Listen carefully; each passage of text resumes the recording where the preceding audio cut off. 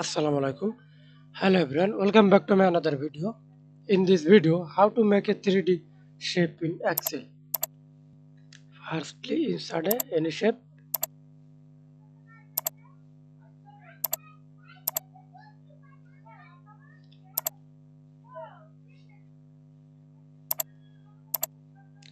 Select your color and then shape effect, preset. We can see 3D options.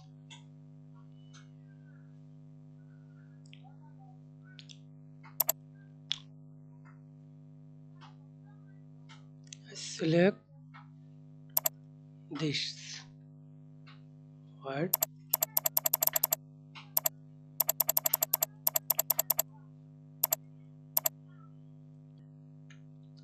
Eleven 11.5 pt bevel.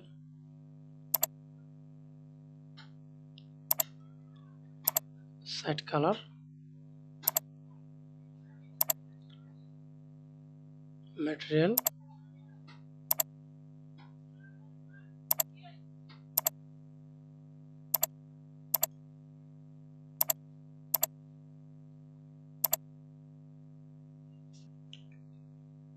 Material. I select number 3.